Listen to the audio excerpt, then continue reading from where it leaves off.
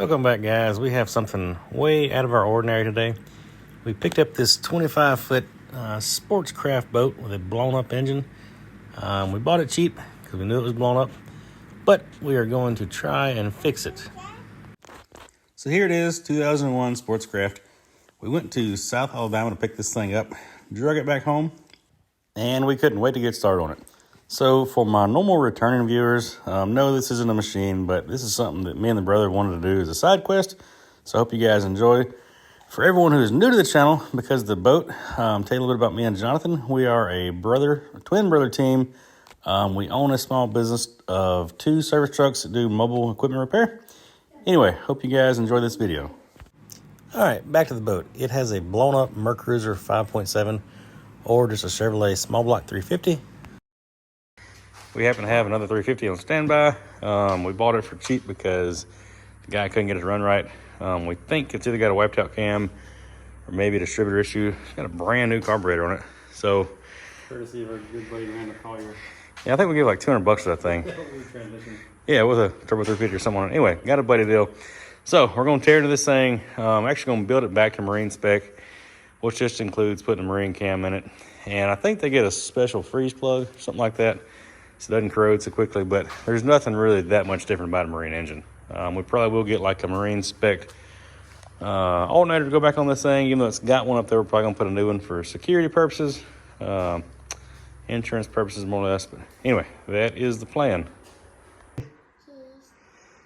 All right, guys, we are getting ready to snatch out this old blown up 350. We don't really know what's wrong with it. We're gonna kind of do this in pieces though. Our plan here is to pull the exhaust manifolds off first and risers, and then hopefully we'll be able to get access to the engine mounts a little easier. And the idea is we're going to leave, it's a velvet drive by the way, we're going to leave the velvet drive in place and ease this thing forward. And then maybe we're going to take a service truck crane and ease through here. We're leaving that cover on for the time being. It's kind of a pain in the butt to get off, so if we don't have to take it off, we're not going to, but if we do, we'll snatch it off there. Anyway. All right, one manifold's off, and that doesn't look very good. We knew it was messed up, but it definitely does not look very promising. Well, our curiosity got the best of us. Oh, allegedly this thing froze and busted last year, but that's kind of weird. What do you think? Yeah, had some salt water in it. You definitely had some salt water in it. But these intake gaskets, that's not a 20-year-old gasket. Bob cover gasket? No. Yeah, I wonder. Yeah. Which I wonder if it didn't, you know, if they run it and it condensated with salt water up there. Yeah, it's possible. Or the old, well, I don't know, that's bad. It's a really good thing we got a spare engine and we're not counting on building that one, because that one is toast. They got us a boat anchor. It's just some oil in the valve cover. That is strange. That is strange. What are you doing? Okay. All right, so we're getting this thing out of here, and we're finding a couple weird things we didn't realize that Mercruiser and GM did. This is an 01 boat, but it's got like newer distributor, ignition module, and then believe it or not, we were chasing down the oil pressure senders and everything, trying to find wires, and we thought that was an oil pressure sender or sensor. That's actually a NOx sensor. So this thing uses the name NOx sensor, I guess, to detect crap fuel and pull timing accordingly. Pretty surprising on a carbureted engine. Anyway, we didn't know that, so we thought we'd share that with you guys. Also, it uses a weird starter that bolts to the rear plate. Counterclockwise too. Yeah, kind of weird deal. Plan is to have a spare starter, spare alternator, and maybe a spare water pump. Keep a bunch of spare parts in the boat. And if we can't keep a small block Chevy running, we probably don't need to be doing this. But one of the easiest engines to run. I'm not going to say it's one of the greatest engines ever made, but they're pretty easy just to make run. Not run the best, but they can lift their way back home if they have to. No 12-valve Cummins, but it'll... Yeah, it's no Cummins, but it'll get the job done. All right, we're getting the crane stretched out. We are taking the block off of the hook here so we can single line pick. It's going to kind of make a little more room for us. We know it's going to be tight getting here under the shop roof and then the shop door, so we want this pick to be as short as we can make it. So with that block out of the way, it's going to make it just easier to get the crane hook in there.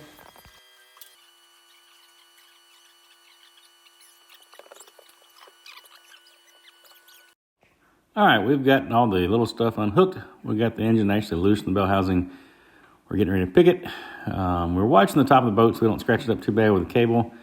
We'll turn the engine sideways, trying to make some room, and she is out of there.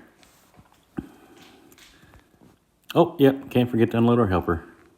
All right, engine's out. We've got a mess we got to clean up in there. Old service truck crane, come in clutch. He's done a good job snatching out of there. We were fighting. We scratched it a little bit, but we were really close right here. We stuck a rag between it. We still scratched it just a little bit. We will probably do something a little bit different when we go back in with it. I'm not sure what, but anyway, we got a long way to go before we get there, though. All right, the engine is out. The original plan for this deal was to see what was salvageable in this block and maybe stay with the Vortec block, but this thing's toast. Well, everything's trash. Yeah, everything's trash, which we showed you guys before the rust. There's no need in even pulling the fan off this thing. There's no way the bottom's gonna look any better than the top. Crankshaft may be decent if it's still sitting in oil, but I wouldn't count on it. Anyway, we probably will pull the accessory drive off as far as the brackets. We're gonna put a new alternator, for sure, water pumps, that kind of stuff. But as far as the serpentine kit, it will be nice to keep that. We will, let me get back over here. We will reuse this external oil filter mount. That's pretty nice. Everything looks in really good shape there. And the drive dampener there. Now, all these marine applications use just a standard transmission flywheel. And so this is a Vortec block. That's an old school two-piece main seal block. So one's internal, one's external balance. I forget which. So we'll have to buy a new flywheel, but that's no big deal. We can handle that.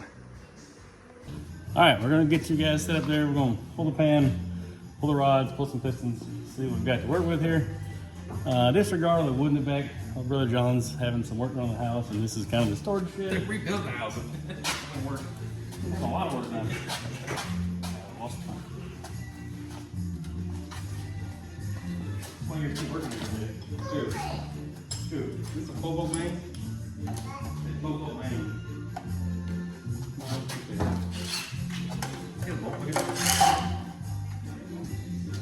I see a smaller boat. Oh, they're over here. So here we go. They say teamwork makes the dream work. We don't get to work together a whole lot. We stay so busy in opposite jobs. So it is nice to slow down and tackle a project together, especially when the customer's not waiting on it. So we both enjoy working on crap for some reason. I don't know why, but we do. Yeah, y'all just hold tight. You hear your look crackhead together. All right, so here's what we got to work with. Doesn't look bad. Well, at first glance, doesn't look bad. We're going to pull some bearings. We're not real sure if we're going to run this rotating assembly or not. That's a fairly new fan gasket. Anyway, let's get it tore apart and see what we're working with.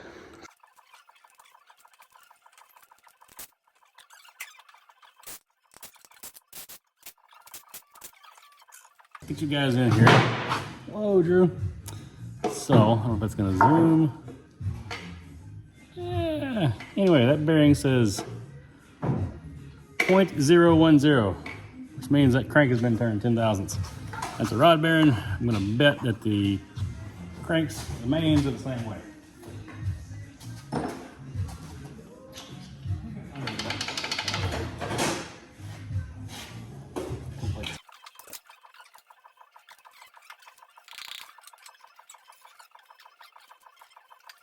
All right, so here's a main bearing. Yeah, is it gonna zoom? There we go, right. There you go. So anyway, 0.010, 10 thousandths bearing on the crank main. Usually that's pretty common though. If they gotta turn it, they'll do a 10-10 turn, which means 10 on the crank, or 10 on the mains, 10 on the rods. Fairly common. I think you can go 20 on small blocks. No, it's hard to get people to want to go over 20 thousandths. But bearing's a little scarred up. Not terrible, not great. Good.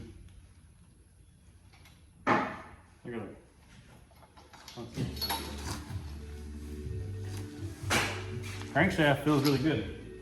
You guys can see that. I'll zoom in here in a minute. So we have sped up quite a few clips in this video to keep it from being just too boring and like 3.5 hours long. So if you guys don't like the sped up clips, you just got to bear with us, because I mean, this will be an extremely long video if y'all watched every second of every clip we recorded, because we took a lot of film to make this video.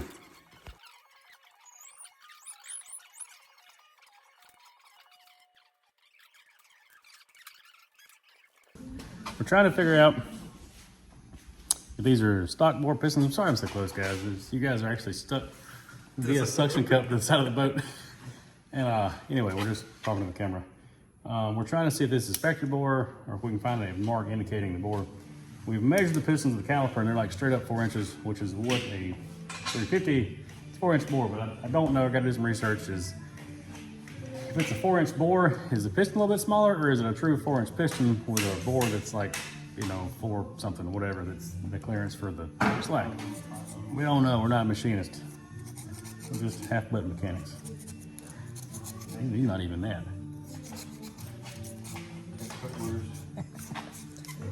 All right, we're gonna stop it there and do some looking. Say it again. 4-inch 4031. Okay, that makes sense. All right, so after some scraping, let's see if you guys can see this. Yeah, right there.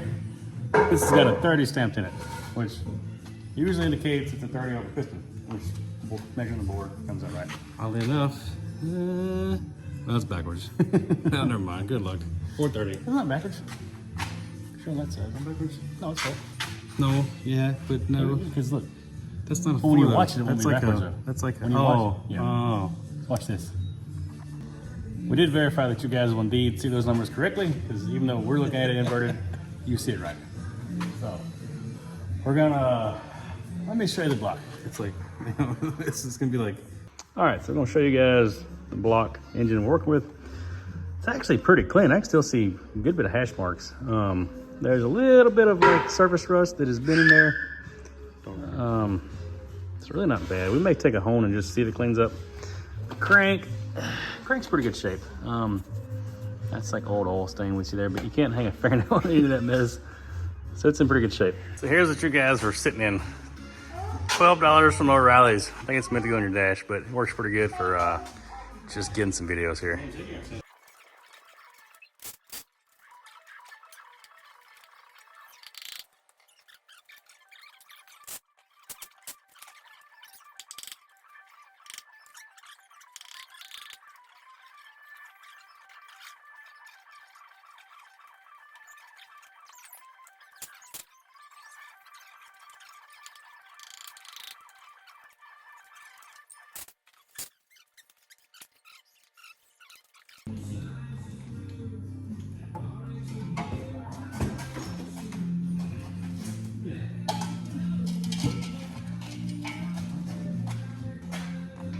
We're not looking down.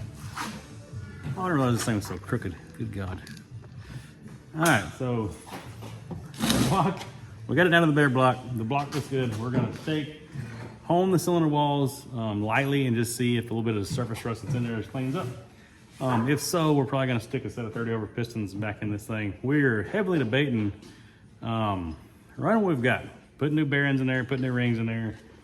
Maybe run a new valve springs. We'll definitely run new valve springs. Oh, push in rocker studs. That's what we need to figure out. Oh yeah. Actually, we got a lathe. We can make them. Anyway, we're still figuring that out. I'm doing these. Take a little peck. You hit the, you just hammered the valve into the table. It breaks the seat loose. Yeah. And then you sit here and fumble with starting the fridge for half an hour. We're actually recording it now. So what we're doing, guys, is we're gonna pull a few valves out. We're end up gonna pull all of them out, but we're gonna pull a few right now and just check and see what kind of shape the valves are in, the guides are in, the seats are in, and see if these heads are worth going through or not. Only concern we have is these old school heads have press-in studs. And that is a big reliability issue on these old heads, is they will come loose, especially if you put any kind of increased spring pressure on them. The rocker studs is what I'm talking about. So this is the rocker arm. Push rod comes here, pushes down the valve. That stud is pressed into that head. I'm gonna swap sides with you. So that stud there, it doesn't thread in there, it's just hammered in. And they will come out of there. All right, so you're gonna get that work done? It keeps her out and the valve's not coming on, so I gotta play with it. Yeah. Can you not just push the valve against the table? Well, I'm gonna do a trick where I need to turn the phone off before I do. So comments say, that's dangerous. Okay. It's just stuck on the ridge right There it goes, yeah. No, the keepers are out. Then it's just stuck. Oh, you gonna hit with a hammer? Yeah. Let's do it anyway. It's stuck on that. I got my safety glasses on. It makes one of us. That's what it's keeping. I'll send it across the shop. There we go. Show you a little trick. Keeping the rag right here, so.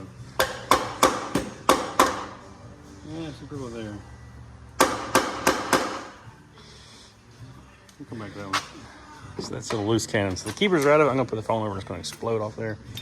Keepers are out, it's just hung up on the stem of that valve. There it is. Oh, we missed it, but it come right off there. All right, so the spring's off. And then, is there not a valve seal? I guess this is the O-rings. Oh, so this is a really old school set of heads. On the old, most of your small block Chevys have like a cup or oh, it is on there. Get a pair of pliers. See if that's not an umbrella seal. That's not ideal. It's not ideal. Oh yeah. It's the guide. Get a magnet? All right, so that is not a cup seal. A lot of them have a cup seal that sits over the stem, but this is a really old set of heads because all it uses is like a O-ring there, and we didn't knock this one off, but an O-ring that keeps the oil out of there, and that's a pretty janky design. So we may upgrade heads. Regroup here. Yeah, we may regroup because I think to put U-cup seals on this, you've got to machine this down, and it's kind of at the point of diminishing returns if you have to have, you know, not necessarily the money cost because we could probably do the studs here in house. But by the time you put the effort into pulling studs and thread and everything, and then having the head machined, I guess we could try to machine it here. But anyway, a lot more squeeze than what this lemon's worth on this set of heads. I'm sure there's some old timer or dirt track racer on here that knows way more about small block Chevrolet heads than we do. So we're just telling you what we know to the best of our knowledge. Don't hold it against us, guys. Just doing the best we can. Right? Yep. Oh, 21. Oh no. It's better, did? No, it's not.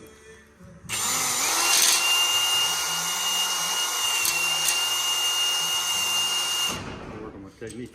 Put that flashlight behind it. I got one in my pocket. Well, there's one behind me, probably better. Let's see here. Oh, there's a. Oh. So hit it some more. Let's see if it'll pull that out of there. Probably hit it with some of that oil too. It's pretty slick still. Okay.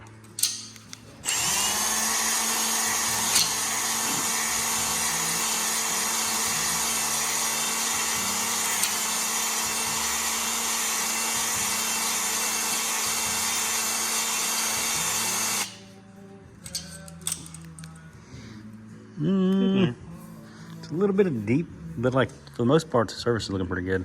Yeah.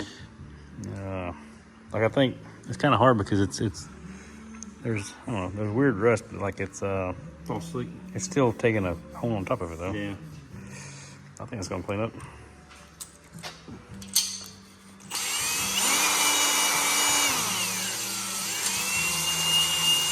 Over my angle. Yeah, you weren't very straight a while ago. Well, as far as like up, down, only the lines would be too. Yeah, I won't hold too much oil. Yeah. It's coming around. Oh, hold the camera. Oh yeah. Pretty decent.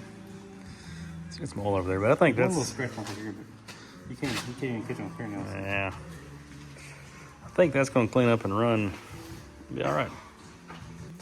We can save our budget for one of those whirly bird radar systems. Oh yeah, maybe down the road. $4,000. Don't tell the wife. No, guys, for real, we're probably going to do. We've been discussing it. We're going to reuse the rods and pistons. They all look in really good shape.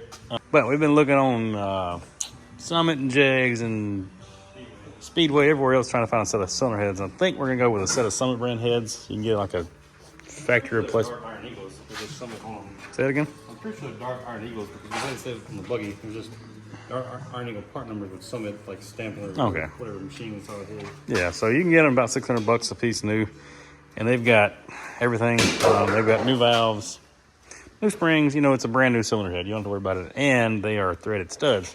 I think, don't they come with studs and keepers? If they don't, that's not a lot of money. But we will have to pick up a set of rocker arms. We're not going to get too carried away with that. Because with this Mercruiser setup, it's got the big tall exhaust risers. And if you put like if you go with a real tall rocker arm or girdle, and you have to run a tall valve cover, it won't clear the exhaust riser. So we're going to keep it pretty conservative. All right, back in action.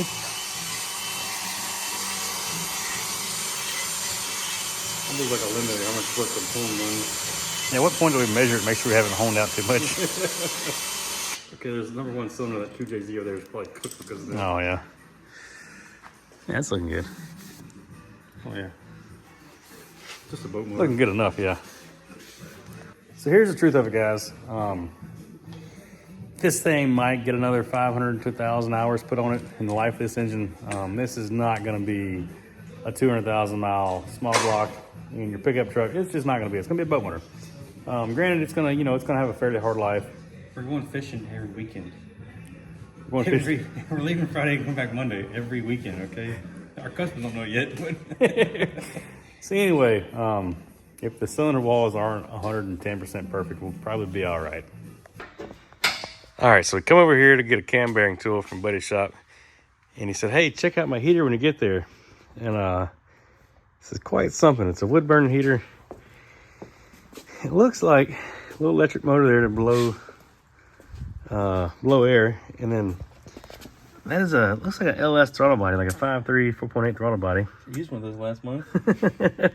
To control his air in and out. And then check out his heat exchanger. He's got I'm sure, a hollowed out muffler stuck in there to collect heat. Full mess, And then it blows hot air out of his exhaust tip here. I always got it plugged off on the end, so it's blowing straight out this end or side there. So that's some pretty neat ingenuity, if I might say so myself. It looks like a poor little wrench got sacrificed to make his handle. A wrench or two. Anyway, just thought we'd throw that in there. Pretty neat little rigging. Oh yeah. I'm pretty sure that's a header flange. This is what you have laying around. I've been missing that exhaust tip. It was like a stainless steel too. All right, here we go. He said one of them's broke, so grab both kits. All right, so as we get ready to put in cam bearings, before we knock the old ones out, we want to pay attention to the orientation of the oil holes. It looks like you get one here and one here on the first one, and then the other four, the hole is directly at the bottom. So it's just important that we match the new bearings to that. If you don't have the holes lined up, it won't match the oil galleys, and the cam bearings will not get oil. So I retract that previous statement. It looks like the cam bearing grooves are, you see they're grooved all the way around.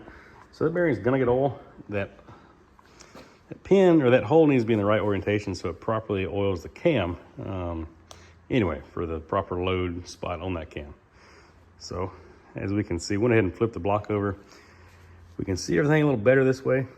So let's keep on knocking them out.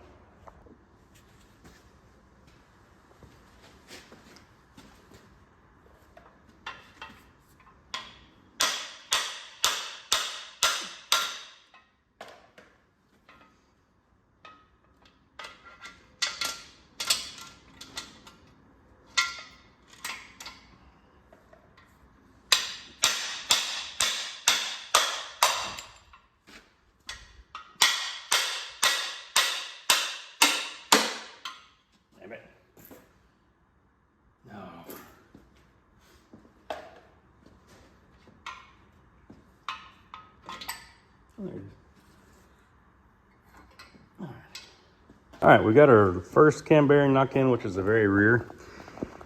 I got this mirror sit right here. I don't know if you guys can see that, but in that oil hole, I just hammer it in until I can see that I'm in that oil galley. I can see there's a groove there. If you're not far enough, it's pretty apparent. Anyway, and I've got that, let me back up here. I've got that oil hole like straight up. Same way it came out. You want to do the rear first so you can work your way out. If you do the front first, then you're gonna have a hard time getting your tool out every time. So anyway, now we're gonna set up and get the rest of these things knocked out. All right, so I got the next one knocked in, and I just realized you can use the oil galley hole in the main cap to see how far. If you guys can see that, we are not quite far enough. So I'm gonna press that bearing in a little bit further. All right, just like that, we are fairly centered, so we're gonna call that good. So we spent all this money on these parts of the engine, but I think we're gonna dig a cam out of storage. Get some authentic valve covers to put back on it. Oh yeah, some old Mercruiser valve covers. So here's the story, guys. We've got some parts out of an old Mercruiser 5.7 that come out of a freshwater boat here locally that froze and busted, and an engine. What, 2 years now? Yeah, engine's been sitting. So it's a Mercruiser, like actual Mercruiser cam and lifter set we matched off an engine that was like immaculate shape. That just somebody didn't winterize it and it froze and busted. That's awesome. That cam is in awesome shape. A little bit of that's under the lobe, but yeah, the lobes look great. So we're gonna clean that cam up. This is a solid flat tapping engine. Cams are not cheap, especially marine spec cams. This is in really good shape, so we're gonna stick it in here. We kind of blew budget with that new set of cylinder heads, so we're gonna make up for it with this Mercruiser spec cam. We're gonna be all right though. It's sitting. And a little dusty. Is that cat litter? That's probably cat shit. Oh, it's good. Oh, they're still fishing bait. So they were numbered at one I point. think this was in the. Oh, so there was a.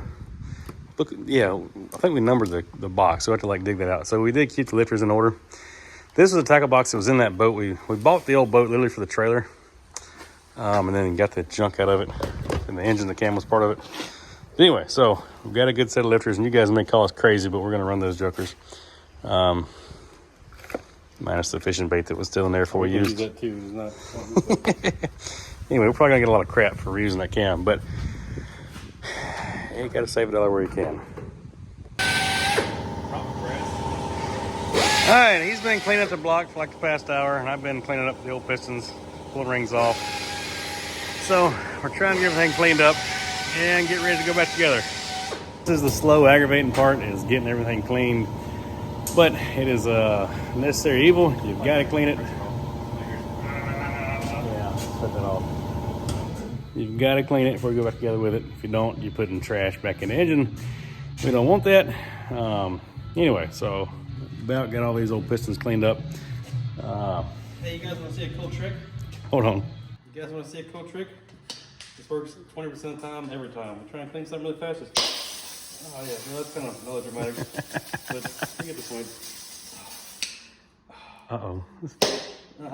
$4 down the drain. It still works. Oh well, yeah, well. Oh, dude. You ready? Yep. You're good. Oh, God. You can feel it on my shirt. All right, so we got all of our parts in from Summit Racing. We actually waited and got some stuff on Black Friday special. So we picked up a set of cylinder heads. They are Summit brand. And yes, we're in the South. We've got humidity, so they are starting to rust already. We'll kind of go through it. We got, which we already put the cam bearings in. We got rod bearings, main bearings, Kings. We got a new distributor. I believe that is our fuel pump. Yeah, that's our Sierra Marine spec fuel pump. We wanted to go mechanical on this deal. A little more reliable. And then we went with a fast brand distributor. It kind of bridged the gap between reliability and cost. We ain't got to open it all up. Anyway, just it's a basic HEI. Oh, I've already opened it. I guess you hadn't opened it. That's nice. Yeah, so a big junk pile in the background. Nice and Coast Guard searching this. So most of this stuff is marine spec. Well, some of it's marine spec. Fuel pump, it's got the vent that will allow it to bleed back to the carburetor if the diaphragm bust. So anyway, some other stuff we got. Went with a Milodon double roller timing set, just to try to get that thing to stay in tension. I've seen the old school tensioners, they get sloppy real quick. Thor's hammer here in the way. All right. So, okay, so that was rod mains. That's actually piston rings. Oh, you about to dump it? Dump it upside down. So we went with these roller tip rockers. And the idea here is we didn't want to put no big, gawky rocker arms up there that would weigh a ton. So these are pretty close to factory weight. I did want a small upgrade of the roller tip. So we're not attacking this thing very high, so nothing crazy, just a small upgrade there. We've got a standard volume, standard pressure, Milodon oil pump. Brian Tully parts in the small block? It's yeah, it's just push rods. Oh. It's like a factory 780 length, so I figured we'd be able to adjust What's it out. the thickness there? I think it's 80 wall. I'm on these heads though. Oh, it's the same. It's a factory spec. Okay. That's gonna be Yeah, it's a factory small block spec. So, and there's guide plates. I think there's guide plates. I need to look. It's supposed to be guide plates. Matter of fact, I haven't seen them though. Ooh, I bet we don't have guide plates or studs. Just one last thing. So we got a carburetor rebuild kit for the old Edelbrock we got over there. It's actually in good shape. We were looking at head bolts, head studs. I went with ARP head bolts, cheap assurance. And actually, forget, those weren't crazy expensive, but there was like some GM Performance bolts and some Summit brand bolts, and all of them had really crappy reviews. So we didn't want to take the chance. So anyway, there we go. Worked out good. Yeah, there's a sticker. You just gotta pull it off of here. So lastly, well, there's like a head gasket and the gasket set over there. We wanted to increase oil volume, which in turn will increase the cooling capacity of the oil. So we went with this Milodon pan. Big old guy. I believe it's a 7 or 8 quart. Anyway, comes with its own pickup tube. What's in there? It's a pickup tube. Oh, okay. So there you have it. We got a few upgrades for this old small block. Yeah. Trap door. Yeah, it's really like a racing pan. It'll be fine for this. All right, a little much there. But anyway, the idea is we want this small block to live. We're not gonna push it crazy hard. So, well, he might push it hard, but anyway, so that's the parts that are going in this thing. All right, we have got our main bearings in. If you notice, these do have a top and a bottom. If you notice, the block side has got the groove in it, and then the cap side is smooth. And the reason is the oil galleys coming through the block need to oil that. And that groove sends oil to the crankshaft, and then the crankshaft will in turn let oil travel through the oil galley and the crank to the rod journal out here and oil the end of the rods. All right, so before we stick the crank in, we're gonna try some of this Lucas assembly lube, and we're gonna put a pretty generous amount on our bearings. Anyway, this is one of those deals where you really can't have too much. We do not want to start this engine dry. I have used white lithium before in the past, had good luck, but I had a buddy of mine telling me they had some issues running white lithium grease on an engine that set. Said it dried up and 8 bearings and they fired it up. And I don't know what type of white lithium they were using or what, but I feel confident this Lucas assembly oil is going to be, it's going to stay wet for a while, and I don't know exactly how long this engine is going to sit before we finish it as far as if we get the boat going. So this is what we're going to try this go around. All right, the crankshaft is in, and it is pretty apparent that we have the wrong bearings. This crank has been turned 10 thousandths, and it had 10 thousandths bearings in it, and that's what I ordered. But I kind of think the bearings I ordered are for a 10 thousandths over bore, and not a 10 thousandths under on the crank. I'm not real sure, but they do not fit. So we're going to back up and punt on that one. No big deal, just a minor setback. Well, maybe I should have checked that before I lubed the bearings up real good. So if anybody needs a 10 thousandths over set of main bearings for a small block Chevy, hit me up, because I don't think I'm going to be able to return these. Anyway, it is what it is. All right, let's try this again. I'm back. It's I don't know, a couple days later since we figured out we had the wrong bearings. I ordered some Clevites. Let me get these things dug out of here. So these are -10. And I hope that means they are 10 thousandths under. Or 10, yeah, anyway, let's Let's measure them and see. All right, so the main bearings that weren't right are about 110 thousandths. All right, and these are right at 100 thousandths, 99.5, 100.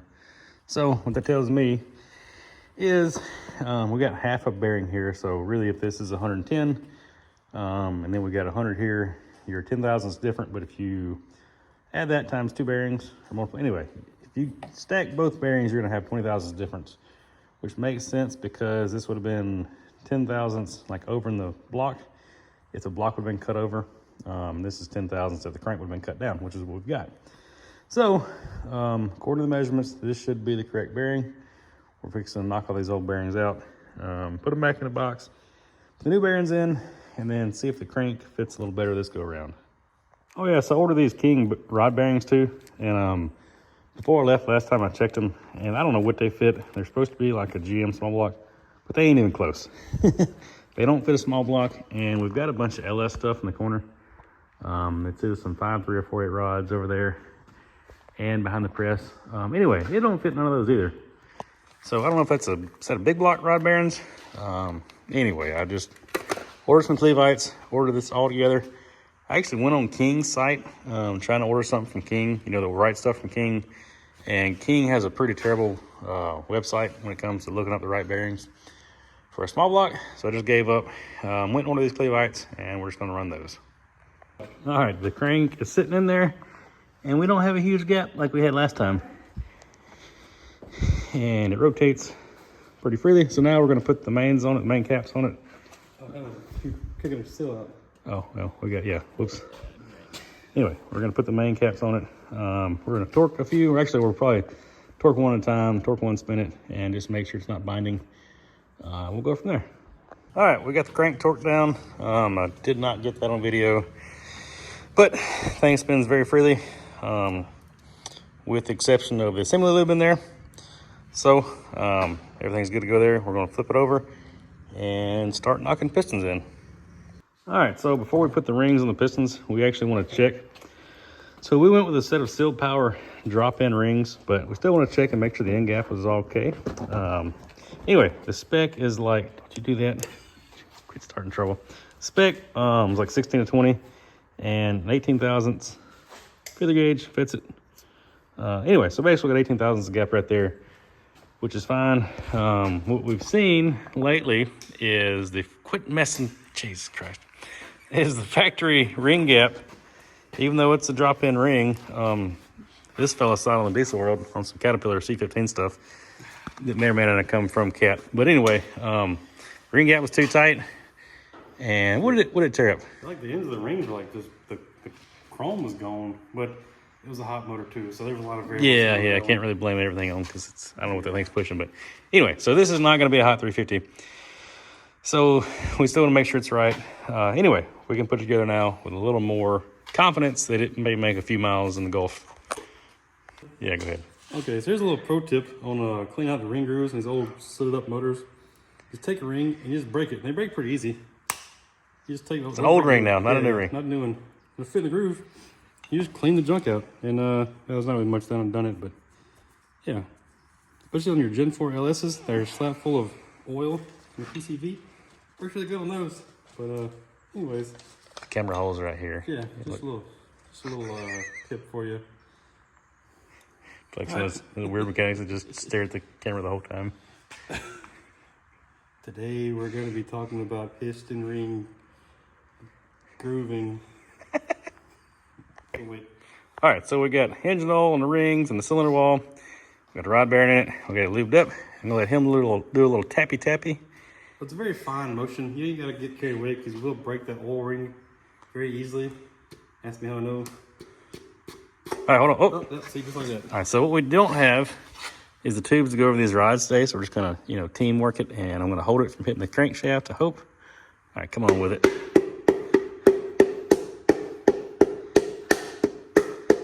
There it is. All right, so we're in the hole. Can you slow down? Yeah, I'm gonna come down a little bit, and I'm gonna turn the crank into it so we don't get right over the crank. Right? Yep. All right, that's good. All right, come spin my crank counterclockwise. Is that left or right? It's your right, my left. Okay.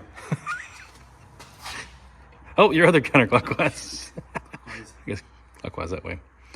All right, come on into it. A lot easier way to do this. Yeah. All right, so now we're seated.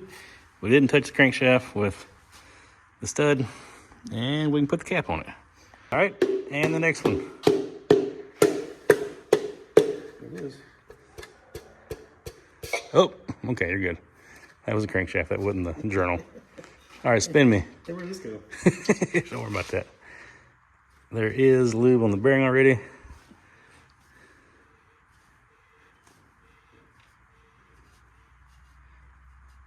There we go. All right, so I didn't show it, but we torqued this one rod to spec, 45 foot-pounds, and we rotated the engine 360 degrees to make sure that nothing was binding.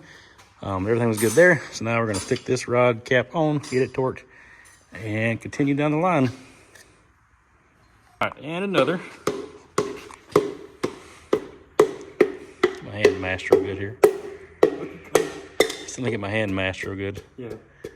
All right, come on a little bit more. That's pretty good. All right, roll the crank to me. What's up, dude? Just you go the one way and we'll go the other. Oh, it's getting harder. I'm gonna get a bolt next time.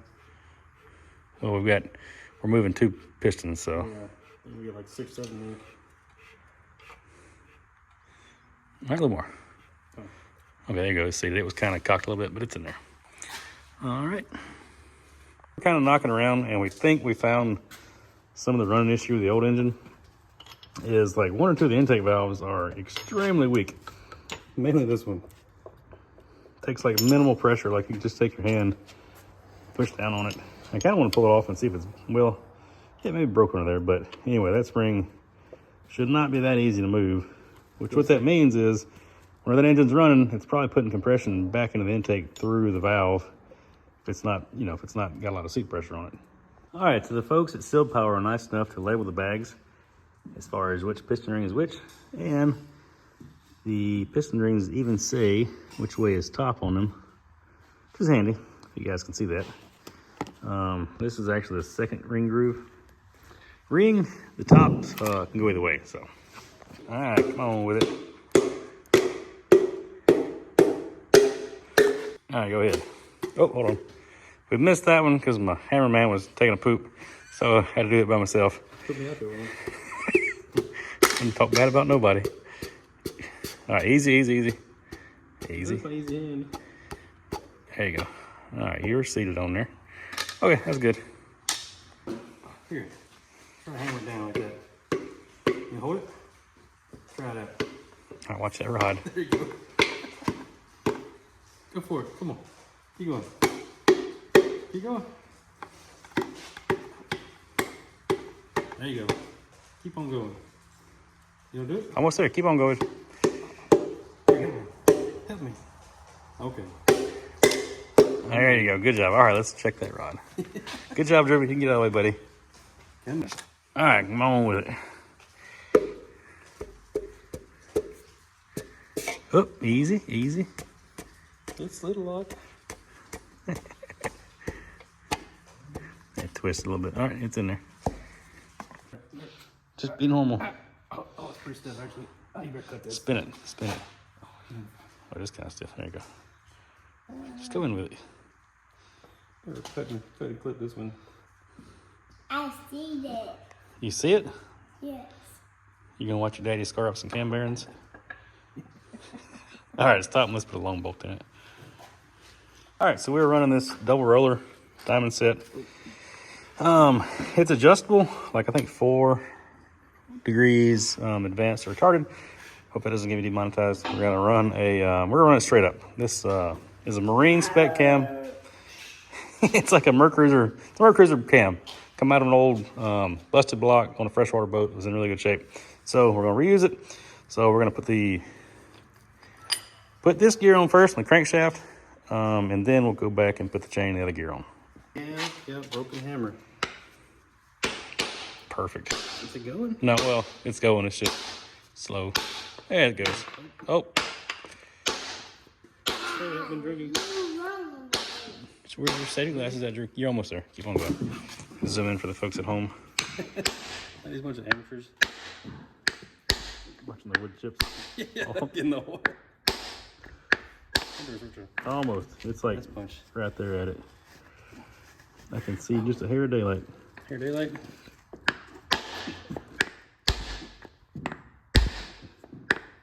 That was it. One more time. Hit it one more time. I'm See, you hear that? Well, I can see like a. That's it. Brush bearings for stuff. Oh, that's what they're made for. Oh, wood chips out of the wall. Better than sand. Word. Skin my knuckle. Yeah, when you put the balancer on there, it'll pull up. But anyways.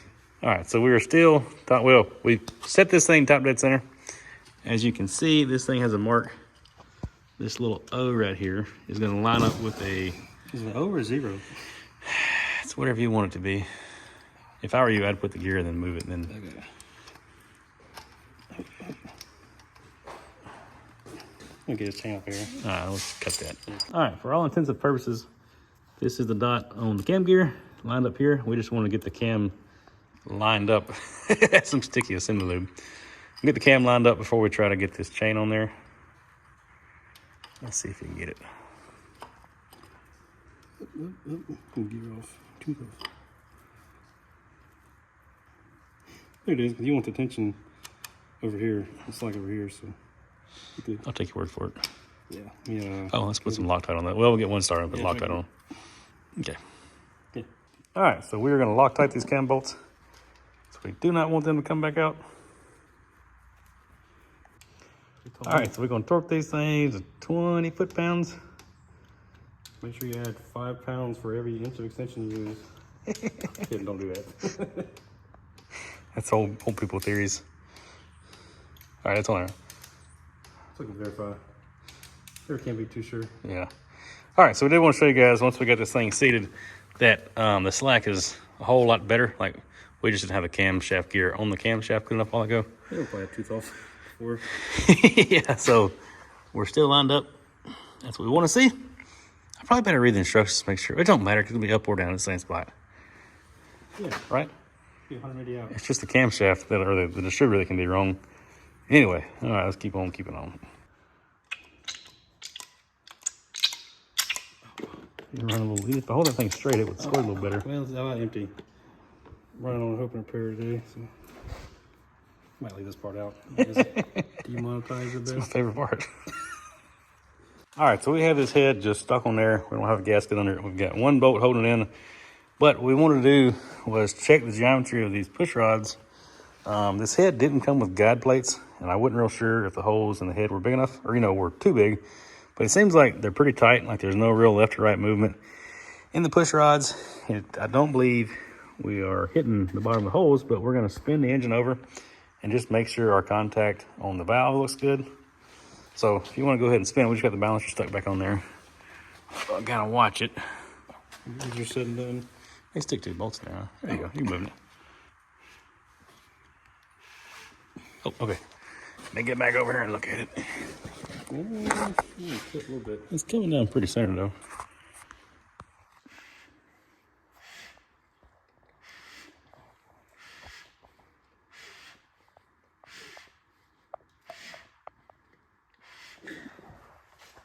Oh, that's not bad. I mean, it's a little bit on the outboard side, but Yeah, and we do have unprimed lifters, so we're gonna get a little more lift once that lifter's primed up.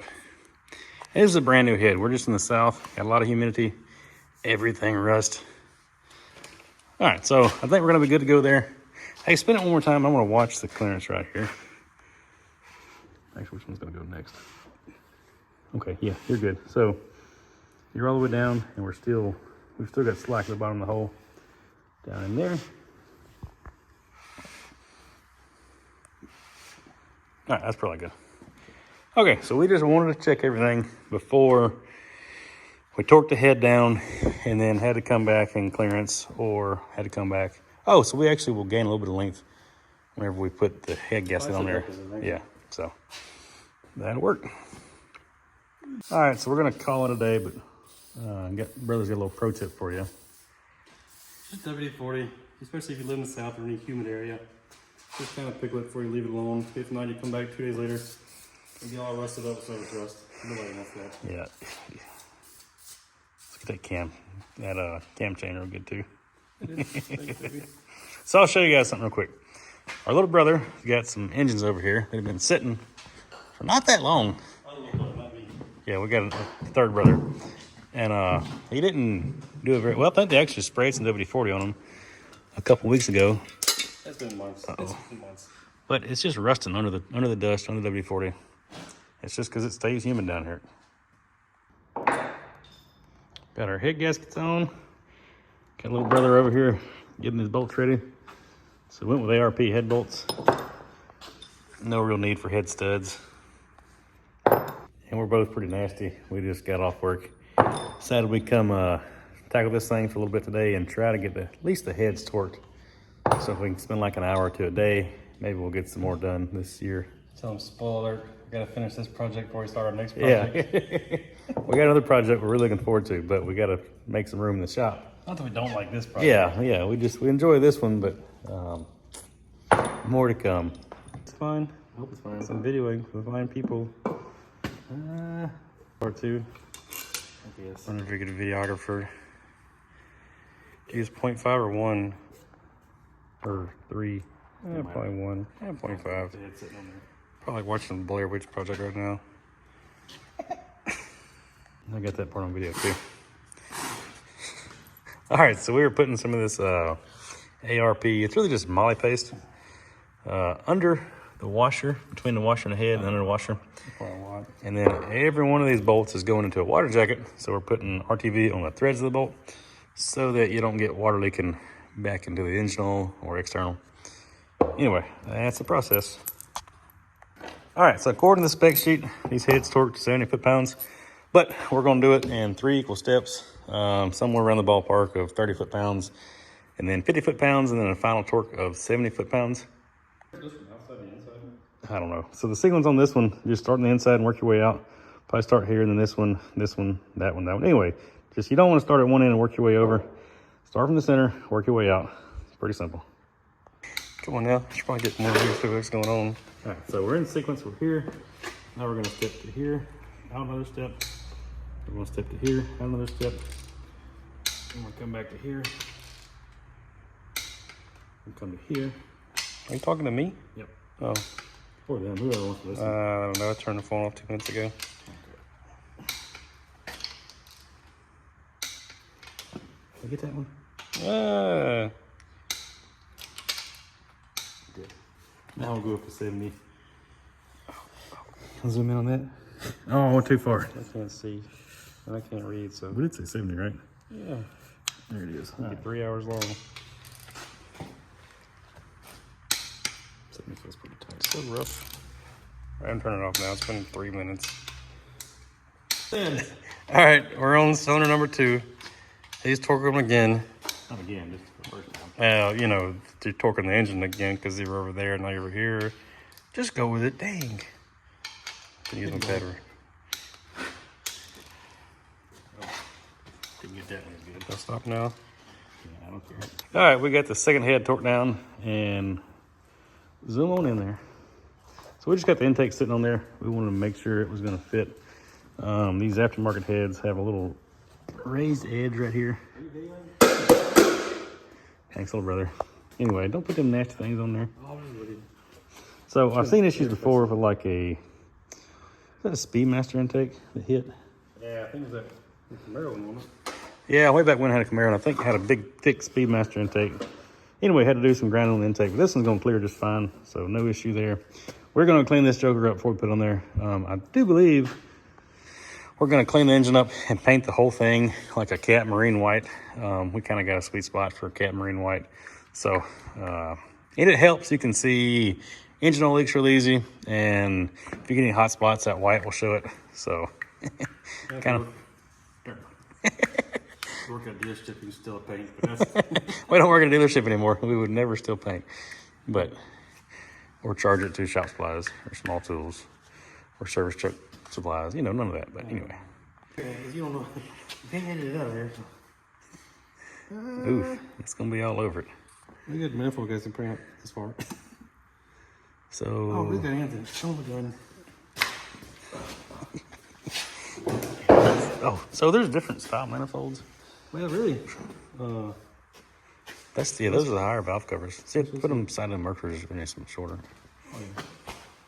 Look at you. Yeah, they're actually made kind of roll for that. If you look at it. Okay. Yeah, you're right. So definitely want to use that set of valve covers. Brings your pressure washer. Yeah. Same Same sweet luster. Mercury stickers. Actually, the company, did. So the Science. we stuck the Mercury's valve cover on there. Yeah, we've got a ton more clearance there. So we're gonna get those cleaned up. Not those. Get the valve covers. Yeah, those are going to scrap metal. Get these valve covers cleaned up, repainted, and we're gonna use those. If you guys can see that, they are slightly rolled on this edge. I think for that very reason. Do what now? Free manifold in every hat holder. Yeah, free used exhaust manifold. Every order for Woodson Brothers hat. Are you paying the shipping though?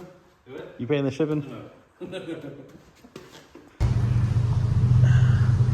All right, so we are backing this thing out. Engine's still out. We're gonna wash the engine compartment out. Got a nice sunny day. It is February the 21st, I think. Anyway, so warm weather's coming and we are trying to get this old girl ready to go. All right, well, today while Jacob was over here working on the engine, I got to put on cleaning duty, I guess. But no, we're just going to take some time and try to get this engine bay cleaned up and get the rest of the boat cleaned up. It's just been kind of mildew. It's been sitting probably a year or two now, so got a few different chemicals we're going to try. Try to stay with some bleach. Might need to bleach, but either way, let's see what we can do to get it cleaned up. All right, so as I was in the shop working on the engine and Jonathan was supposed to be out in the yard cleaning the boat, he decided to go fly his drone around a little bit. He bought a little cheapo depot and he got it hung up in a tree. So you guys are fixing to see how we got it out of that tree. You can get the drone out or shoot the drone, one of the two, huh? Try to keep the one below the drone. Good luck. You guys can see we've already stuck it to it before. Pretty sure. There you go. Oh, Owner covered. we didn't really need that limb anyway. Do it again. We gotta fix this boat. It's enough for one day. All right, here it is, all cleaned up. Probably 4 or 5 hours later. There's still a lot of stains, but it come around pretty good. I'm not gonna open that engine bay right now because every time I get in here, I track more footprints. But it's a lot better than it was. So I think I'll try to do some buffing on these little stains and whatnot, like in there. But for the most part, everything looks a lot better. All right, we are installing rocker studs and torquing them. These rocker studs are getting some blue Loctite as well. Putting Loctite on them. We'll run them down with impact, and we're going to torque them to spec.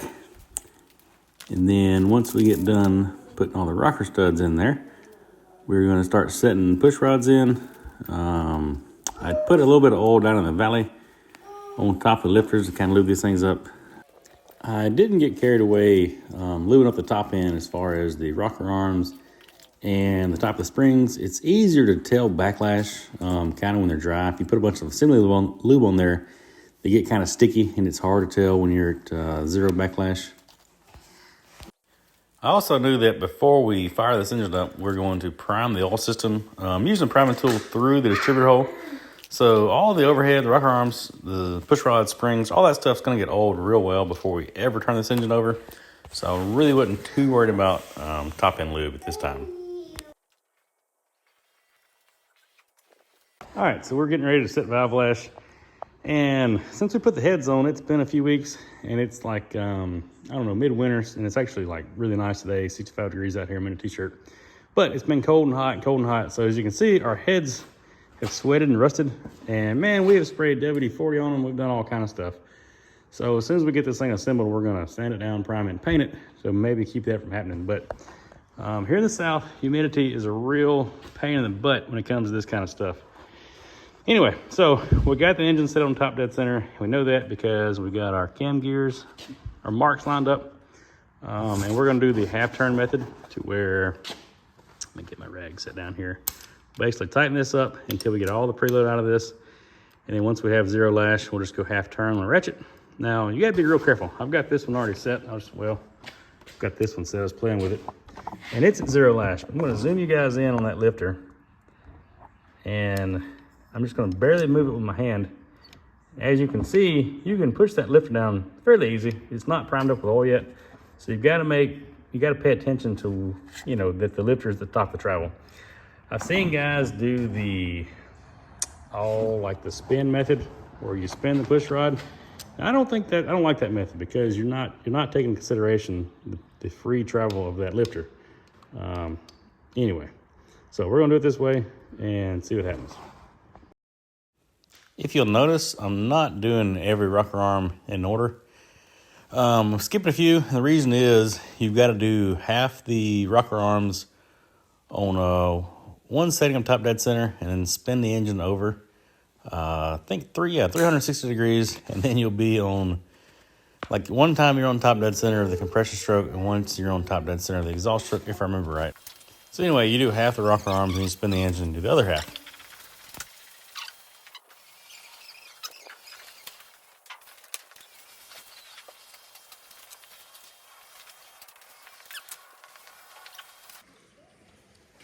All right, so I went ahead and get the old pump stuck on.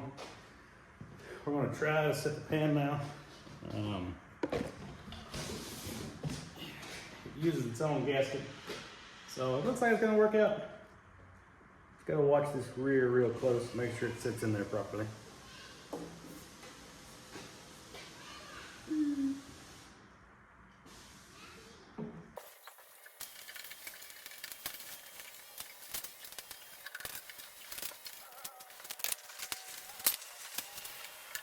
So there's a storm brewing.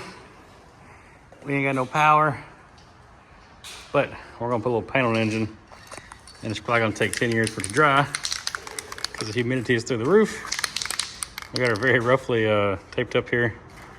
Anyway, y'all just hang tight while we spread some paint. Oh yeah, we're using some Matterhorn white, good old cat white here. Anyway, if any of you cat marine guys, y'all are probably familiar with that. It's pretty tough stuff, so we're gonna use it.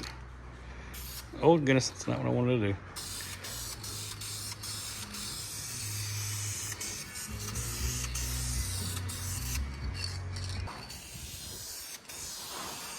Oh, we're not worried about overspray, because this old raggedy turd is gonna get a paint job anyway. You're gonna paint it anyway, right? Yeah, all right, so look right there. Look right there. We're not too worried about overspray. All right, so back to the paint.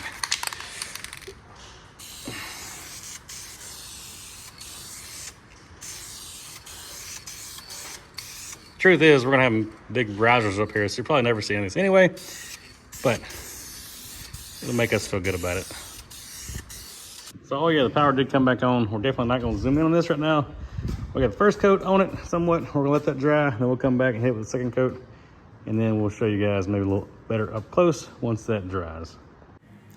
So in the middle of the project, we took a little time off to run down to the coast for a weekend and go to a boat show at the wharf down in Orange Beach. So this is, I think, maybe Friday night. Ton of boats out there. Pretty cool little scene. I just want to get a few ideas for the build, kind of finish up the last few touches. So while we're down there, of course, we had to go on a fishing trip. We caught a limit of sheep's head, had a good time. And we'll call this a research project for when we do get the boat going. We'll kind of know how to fish. All right, so we're back on the boat. We were recently in Gulf Shores, and we stopped in West Marine, and they were running a special on the Simrad, I think it's NSS 9 Evo 3s. I had them marked down really cheap, so we picked one up, and then we kind of got buyer's remorse. It's like, you know, we got the 9-inch, but they had a 12-inch too. We got talking about it, and we had a good month, so we went back and bought the 12-inch too. So we're gonna have dual monitors. We're trying to make some new face plates, but anyway, got some UMHW we're getting ready to cut up. Anyway, you know, I guess bigger is always better. Help find the fish that are good.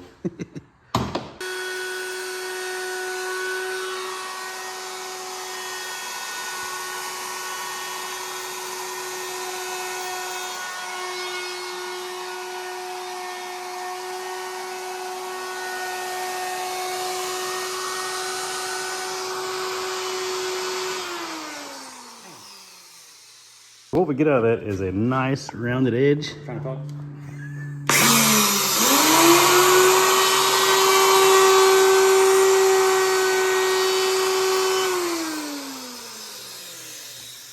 So here's a spot we haven't got yet because the way we had it jigged. So you can see that this is the old original edge and this is the new rounded edge we're putting on there. Keep everybody from cutting herself on our piece here. All right, well, I'm trying to make us a dipstick over here.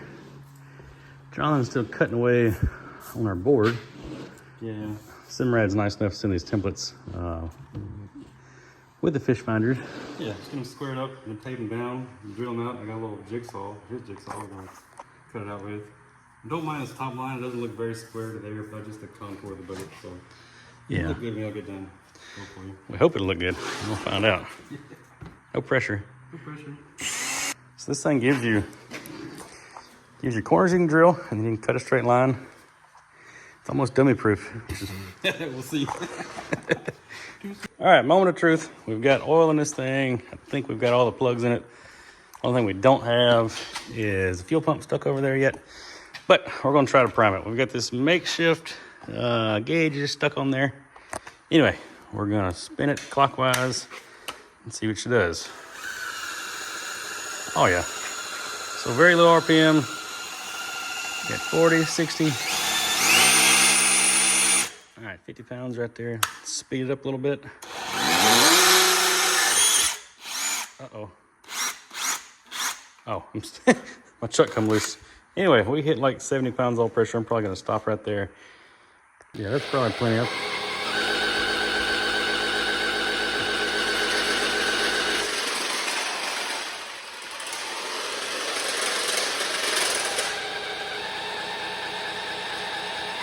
All right, so these headers look goofy as all get out, but these are just to fire it up and run it before we stick it in the boat. I believe these are an old set of like second gen Camaro headers we found laying around the shop. Anyway, they fit better up and back like that because they hit the spark plugs to go down, and probably need like some shorty plugs to make them work. So we've got these plugs and plug wires set up for the boat manifolds. So that's what we're gonna do today. Anyway, we're gonna see if we can get it to fire off. We have set the distributor roughly by hand. Let's see how close we got it.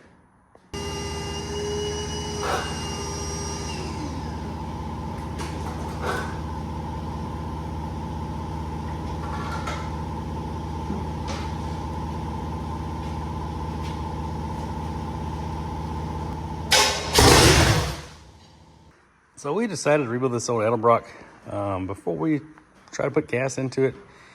It was supposedly new, kind of new, with that old engine we bought, and really it's in pretty good shape. It's a little dingy in there, like the gasket didn't even rip taking it apart, so it doesn't have a lot of hours on it.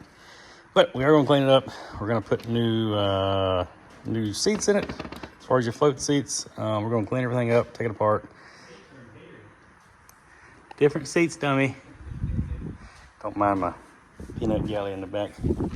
So far, everything is really clean. The worst thing I've found so far is darn dirt daubers have stopped up this inlet line. So while I've been slaving away on the carburetor, my brother has not got the fish finders in there. I gotta mount this thing. Did you lose your square? It gets there. No, it's good from here. The whole boat's not square. Yeah, so move back just a hair. We had the two Simrads and we popped that little radio. Got the chest here zoomed in there. The little bitty radio there on the side, that is a Marine Band emergency, hey, help, we need help radio. Anyway, that's in case we get stranded. The other one didn't work, and we figured that was one piece of safety equipment we really needed to invest in. So we picked that up at West Marine too. Are we doing this in a two-part series? Yeah, I guess this will probably make the first part. I don't know. got a whole bunch of stuff on rewiring that part, but that'll come in the second Yeah. series. We're going to try to make the second part not quite as boring as the first part, but no promises. So the only thing I can't quite remember is these float depths. So it tells us to use a 7/16 drill bit. Anyway, you just stick it between this float body and the carburetor body. That way we'll know we get enough droop in the float, but I can't never remember that number. All right, so as we can see with the 7/16 bit, we are making contact with that bowl. And the drawing kind of shows the drill bit stuck, I don't know, halfway in between it. So we're gonna go for somewhere in there. Anyway, we're gonna pick that up just a little bit. All right, so we're in there, barely touching it. Anyway, so I think we're gonna call that good. All right, you guys are back here so y'all can see oil pressure. All right, here goes.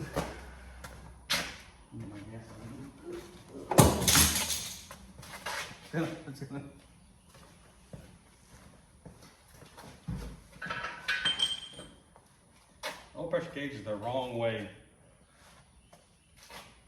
Keep studying. I don't know. It's upside down. It's fine. Both of the triggers are upside down. All right, you ready? Yeah. Who's working the throttle? Just put it idle for now. Ready?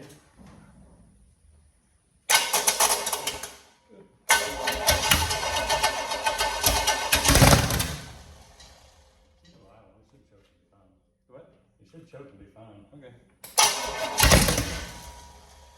Hear that? Full pressure? Yeah.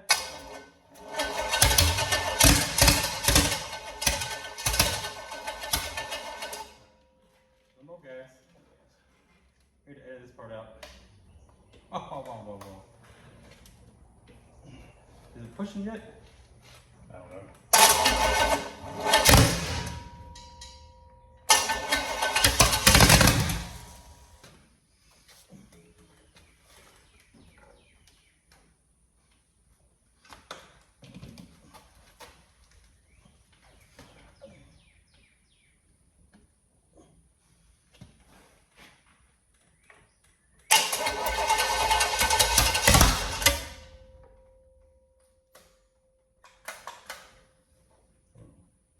Look like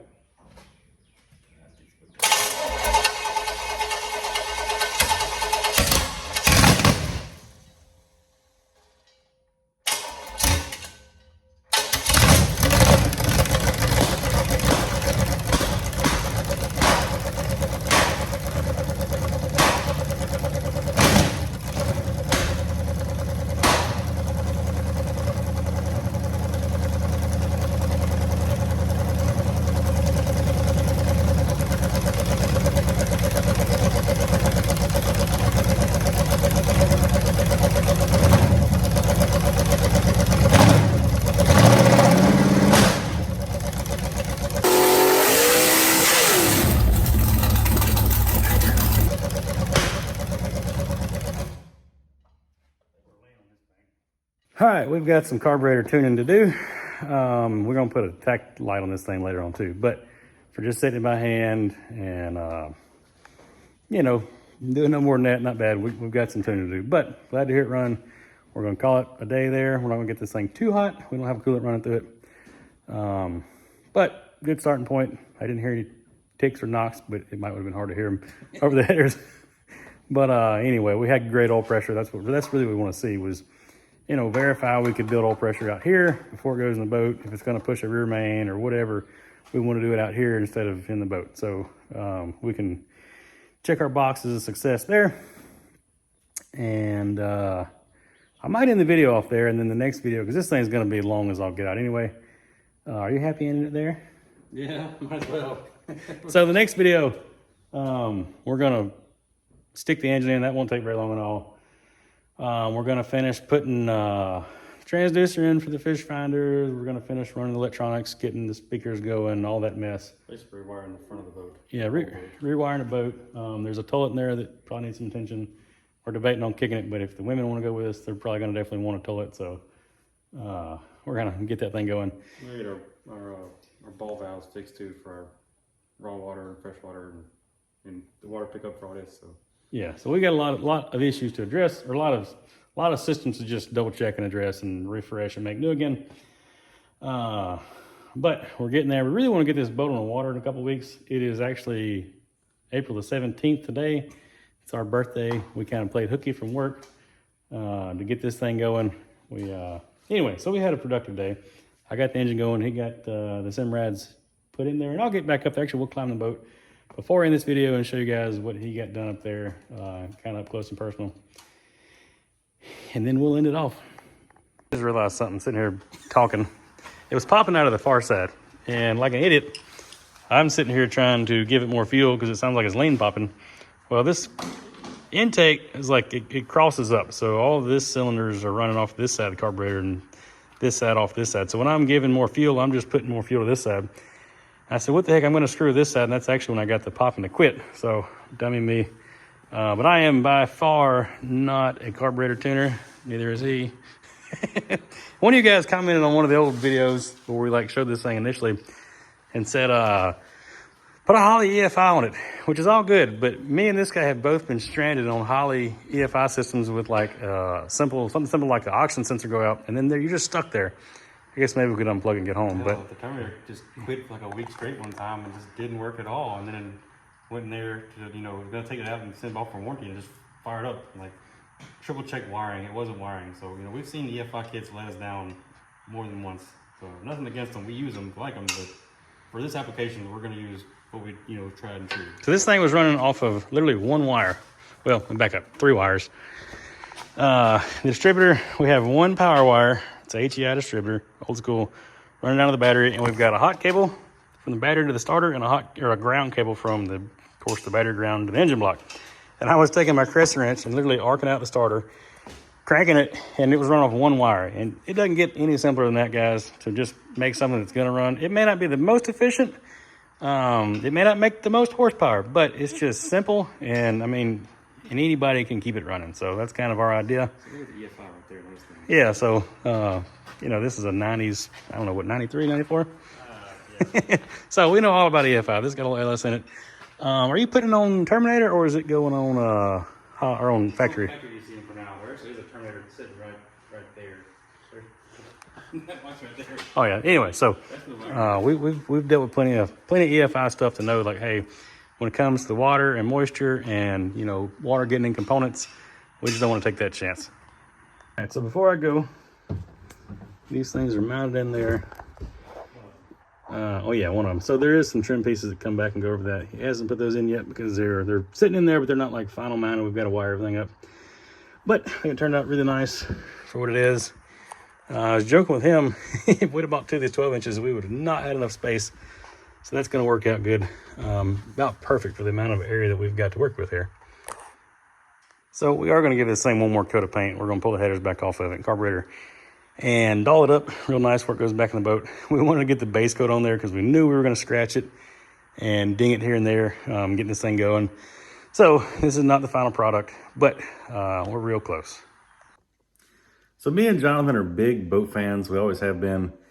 We've always had some form of boat, whether it be a little ski boat or john boat or something. But I want to know from you guys, what is y'all's favorite style of boat? It could be a pontoon, ski boat, sailboat. I don't care. Y'all just let me know in the comments, like, what's your style of boating, or do you even like to go boating?